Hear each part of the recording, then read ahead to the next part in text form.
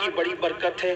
میرا یہ پیغام آج میں آپ کو دینا چاہتا ہوں، کم سے کم اپنی عادت بنائیں کہ سونے سے پہلے 4-5 آیتیں ہی پڑھ لیا کریں، ایک رکوع ہی پڑھ لیا کریں، ضرور پڑھیں۔ آپ دیکھیں قرآن شریف میں ایک سورت ہے، قرآن شریف میں ایک سورت ہے، اگر سونے سے پہلے اس سورت کو آپ پڑھ لیں، روزانہ پڑھنے کی عادت ڈالیں، تو یہ سورت کی تاثیر یہ ہے کہ آپ جو سوچو گے وہ ہوگا، جو سوچو گے وہ ہوگا۔ اس سورت کا نام ہے سورہ مزمل، 2 رکوع پر مشتمل ہے یہ سورت، اور 5 منٹ سے بھی کم کا وقت لگتا ہے۔ 5-6 دن اگر آپ اس کو ریگولر پڑھیں گے نا سورہ مزمل کو، تو آپ کو یہ زبانی یاد ہو جائے گی، اور آپ سورہ مزمل پڑھنے کے عادی بنیں، جادو سے بچیں گے، سحر سے بچیں گے، بلاؤں سے بچیں گے، یہ ہے۔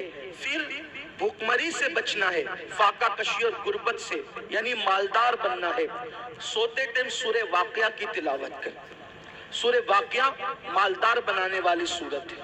ایک مرتبہ حضرت سیدنا عبداللہ ابن مسعود رضی اللہ تعالیٰ عنہ، آپ کے وصال کا وقت قریب تھا، حضرت سیدنا عثمان غنی آپ کے گھر گئے اور جانے کے بعد کہنے لگے، بھائی عبداللہ آپ کی بڑی دینی خدمات ہے، اب ایسا لگتا ہے کہ تم دنیا میں زیادہ دن تک نہیں رہو گے، اور تمہاری بیٹیاں ہیں، اور آپ مجھے وصیت کر دیں کہ میں آپ کی بیٹیوں کے لیے کیا خدمت کر سکتا ہوں۔ حضرت عبداللہ ابن مسعود اٹھ کر بیٹھ گئے، کہنے لگے عثمان میرے بھائی یاد رکھو، میری بیٹیاں کبھی بھوکی نہیں رہے گی، میری بیٹیاں کبھی فاقے سے نہیں رہے گی، میری بیٹیوں کو کبھی مال کی تنگی نہیں ہوگی، آپ پیسوں کی بات نہ کریں۔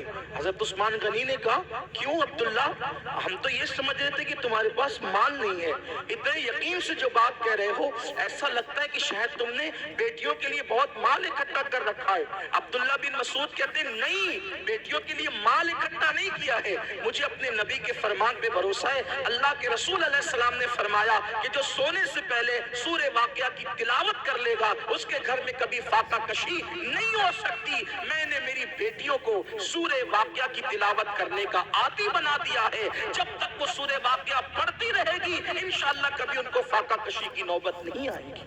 یہ صحابہ کا یقین تھا۔ بہت ساری بچیوں کو رشتے نہیں آتے، سورہ یاسین پڑھیں، عصر کے بعد پڑھیں، ان کو اچھے رشتے آئیں گے۔ قرآن میں سب ہے لیکن قرآن پڑھنا نہیں چاہتے، تعویذ لینا چاہتے ہیں، تعویذ لینا چاہتے ہیں، وظیفے پڑھنا چاہتے ہیں۔ قرآن سے بڑھ کر کون سا وظیفہ ہے وہ بتائیں نا آپ، قرآن سے بڑھ کر کون سا وظیفہ ہے؟ دیکھو حضور غریب نواز رضی اللہ تعالیٰ عنہ، جے پال جوگی کے سارے جادو کا جواب صرف ایک آیت سے دیا ہے غریب نواز نے، اس کو آیت الکرسی کہتے ہیں۔ آیت الکرسی سے جے پال جوگی ہار گیا، غریب نواز کے مقابلے میں نہیں آ سکا۔ وہ سورہ فلق سورہ ناس پڑھ کے دم کیجئے، نظر بد ختم ہوگی۔ بچے جو شام کے وقت رات رات بھر روتے ہیں، فلق اور ناس پڑھ کر دم کرو، بچے رونا بند کر دیں گے، نہیں روئیں گے بچے۔ نظر لگتی ہے، 3 مرتبہ لیلاف قریش پڑھو، نظر فوراً ختم ہوگی۔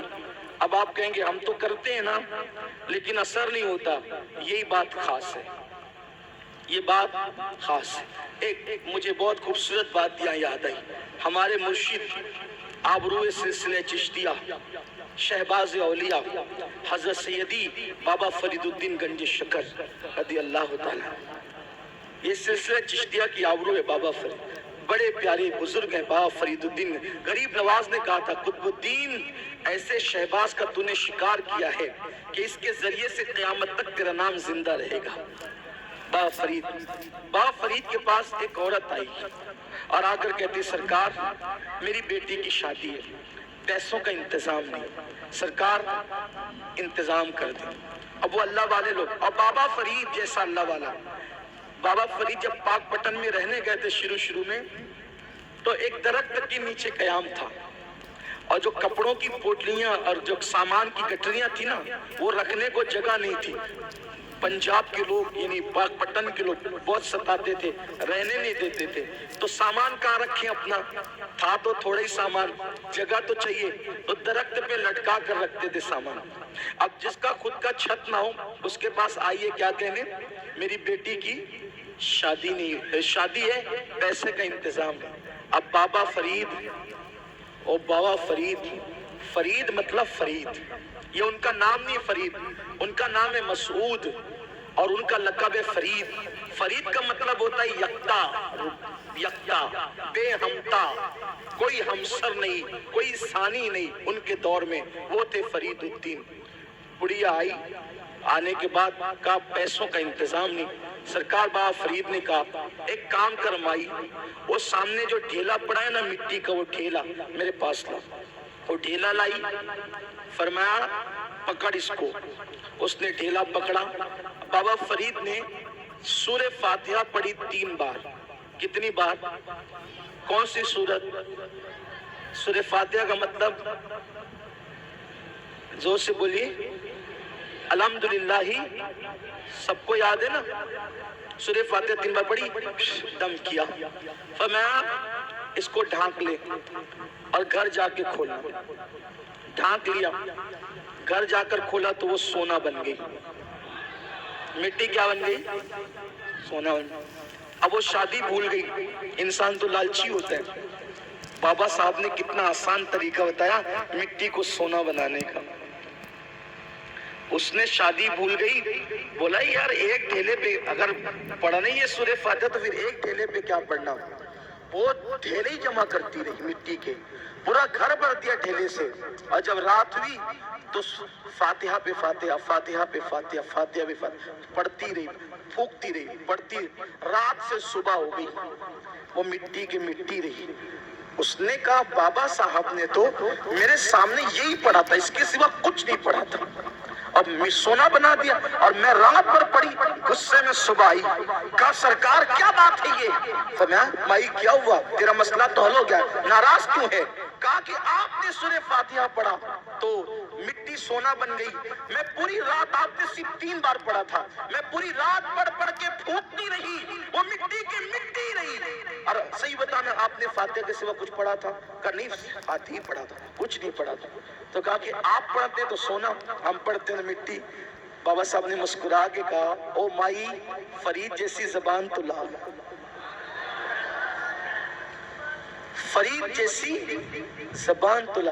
کسی کو ٹائیفائڈ ہوتا ہے, ٹائیفائڈ کا مرض, چائے پیتا ہے تو کیسی لگتی ہے؟ کڑوی. کیسی لگتی ہے؟ بولو چائے کڑوی ہے کہ زبان کڑوی ہے؟ کیا کڑوی؟ آدمی کہتا ہے چائے کڑوی ہے. آدمی کیا کہتا ہے؟ چائے کڑوی نہیں ہے. اگر چائے کڑوی ہوتی تو سب کو کڑوی لگتی. تیری زبان کڑوی ہو گئی ہے. کیوں؟ کیونکہ تجھے بیماری ہے, بیماری کی وجہ سے تجھے چائے کڑوی لگ رہی ہے. ایسے ہی جیسے ٹائیفائڈ والوں کو چائے کڑوی لگتی ہے, ویسے ہمیں گناہوں کا ٹائیفائڈ ہو گیا ہے. جس دن یہ گناہوں کا ٹائیفائڈ ختم ہو جائے گا, ہم بھی سورہ فاتحہ پڑھیں گے اور مٹی سونا بنتی چلی جائے گی. لیکن کوئی بیماری کے یہ گناہوں کے ٹائیفائڈ سے نکلے تو صحیح.